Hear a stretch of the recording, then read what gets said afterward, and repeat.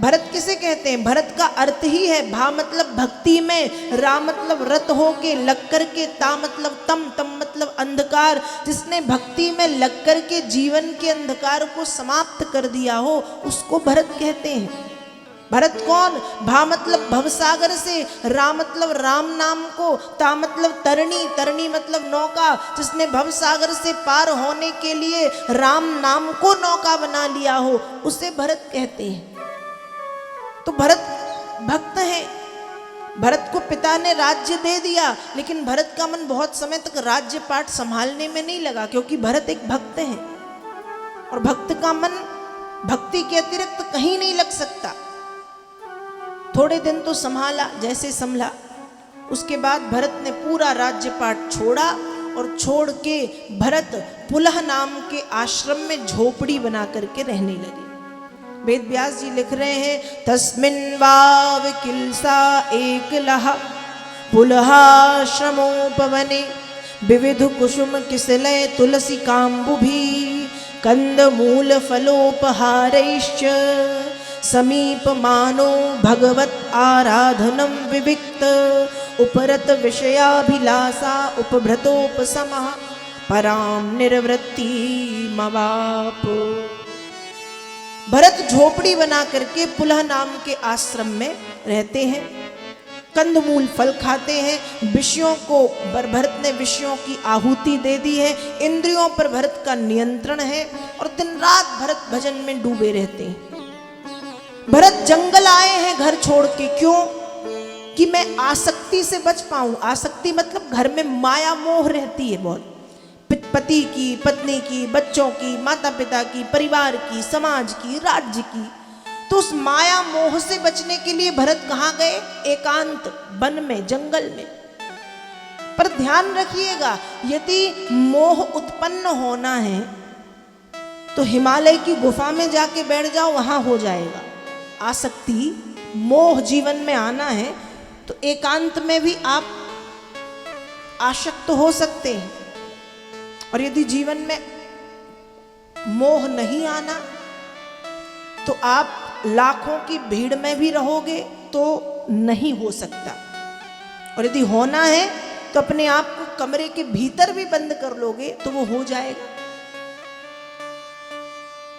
तो भरत जी के साथ ऐसा ही हुआ।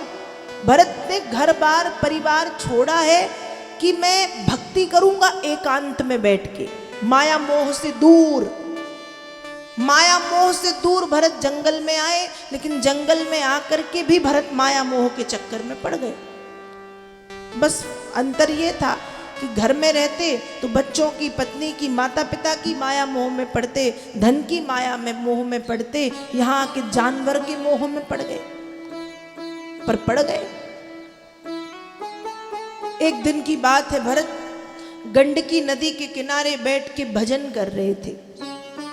उसी समय भरत देख रहे हैं कि गंडकी नदी के किनारे एक प्यासी हिरणी आई पानी पीने।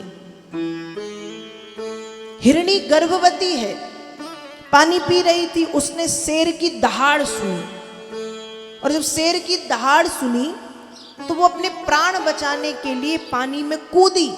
और जब पानी में कूदी तो कूदने के कारण उसका जो गर्भ था वो पानी में गिर गया।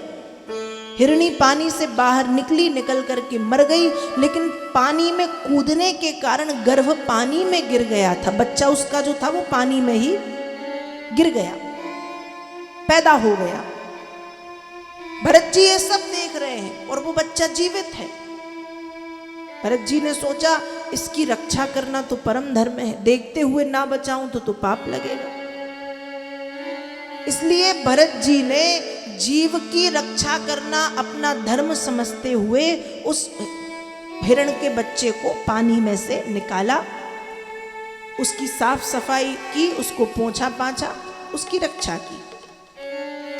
भरत जी को रक्षा कर लेना थी, लेकिन रक्षा करने के बाद उसे उसके हाल पे छोड़ देते, मरे जी उनको क्या, बचा तो लिया एक बार, लेकिन भरत ने बचाया और बचाने के बाद उसको साफ किया, पोंछा पाछी की और उसको अपने आश्रम में ले आए।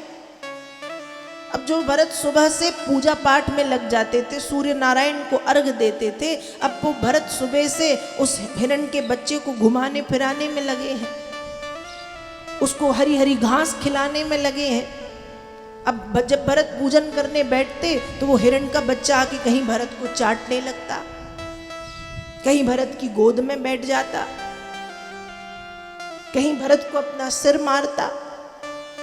तो भरत का मन जो पूजा पाठ में लगना था, भजन में लगना था, वो दिन रात उस हिरण के बच्चे में लगा रहता है। ये मोह है। इसी मोह से बचने के लिए घर को छोड़ा था और आखिरी में उसी मोह में पड़ गए। उसके साथ खेलते कूदते, उसको घुमाते फिराते, उसको साथ में रखते, उसको सुलाते।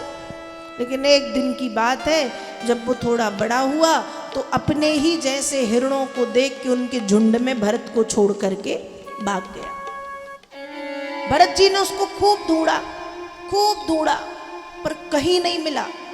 और जब कहीं नहीं मिला तो उसकी तलाश करते करते, उसी की याद में दिन रात पड़े रहते और पड़े पड़े याद करते करते भरत मर गए।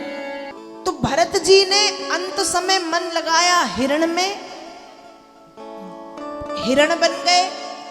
लेकिन बड़ी बात यह थी कि भगवान के भक्त थे, तो हिरण होने के बाद भी सब याद था कि ये मेरा हाल ऐसे कैसे हुआ। इसलिए हिरण होने के बाद भी दिन रात भजन करते रहते थे। समय बीता, उस हिरण की भी मृत्यु हुई। भरत का तीसरी बार जन्म हुआ है एक ब्राह्मण के यहां।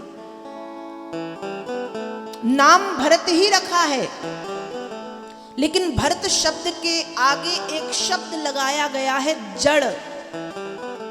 जड़ का मतलब होता है मूर्ख। ये मूर्ख नहीं है तो परम ज्ञानी, लेकिन मूर्ख बने रहते हैं। क्यों? इनके पिताजी ने एक दिन इनसे कहा कि जाओ खेत की मेढ़ को चौड़ा कराओ, तो उन्होंने मेढ़ चौड़ी तो नहीं की और कुआं खोद के आ गए। तो पिताजी सोचते हैं कि ये तो भैया मंद बुद्धि है, जड़ है। इनको पढ़ने के लिए भेजते विद्यालय, तो ये विद्यालय ना जाके किसी पेड़ के नीचे बैठ के अपना जो भी करते रहते। तो पिताजी को लगा कि ये मंद बुद्धि है, ये जड़ है, इसलिए नाम भरत है और भरत के आगे रख दिया नाम जड़ भरत।